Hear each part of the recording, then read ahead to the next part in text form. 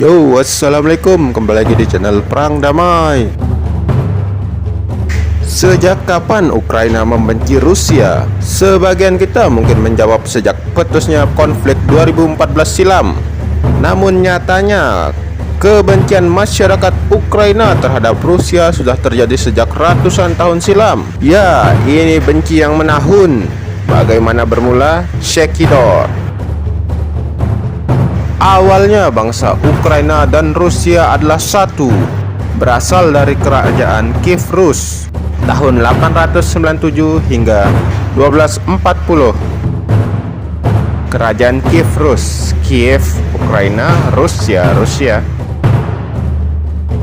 Takdir Ukraina dan Rusia terpecah saat kerajaan Kiev Rus terpecah oleh invasi bangsa Mongol pada tahun 1200-an.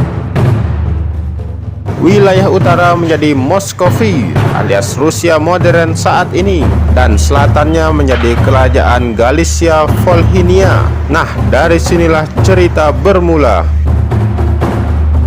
Pada tahun 1500-an, Moskovi berubah menjadi Tsardom Rusia yang sukses menyatukan Rusia modern hingga tahun 1700-an. Di lain pihak, wilayah Ukraina modern cenderung lemah dan sering menjadi rebutan kerajaan-kerajaan kuat. Melihat Ukraina yang tak memiliki kerajaan kuat, Tsardom Rusia yang kemudian berubah menjadi Kekaisaran Rusia sedikit demi sedikit mencaplok kawasan itu. Lah, sekarang juga gitu kan, Crimea udah dicaplok. Pada era Kekaisaran Rusia, mereka berhasil mencaplok wilayah Ukraina modern sejak tahun 1700 hingga 1790. Ukraina dianggap wilayah Rusia kecil berdasarkan sejarah Kekaisaran Kiev Rus zaman dulu. Wah, ini udah kayak Cina yang nganggap wilayah-wilayah di Asia Tenggara sebagian besar adalah miliknya. Sampai Natuna aja diklaim. Nggak sekalian ngeklaim bulan, Pak. Maaf. Kembali ke Rusia. Tahun 1804, bahasa Ukraina dilarang digunakan sebagai bahasa pengantar di sekolah.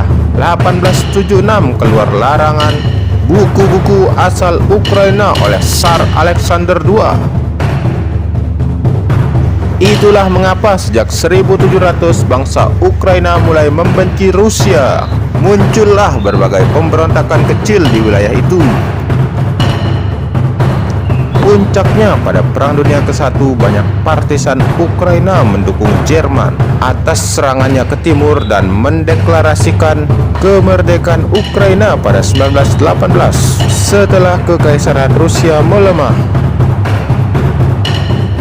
Kemerdekaan itu berjalan singkat saat Soviet kembali mencaplok Ukraina tahun 1919. Sejak saat itu dimulailah kembali penindasan terhadap bangsa Ukraina. Mereka baru kembali merdeka saat Soviet runtuh pada tahun 1991. Tapi ya sekarang gini lagi, Rusia latihan militer terus di dekat perbatasan. Crimea udah dicaplok aja. Sejarah emang terus berulang. Tapi sebagaimana sejarah masa lampau, Ukraina tak tinggal diam.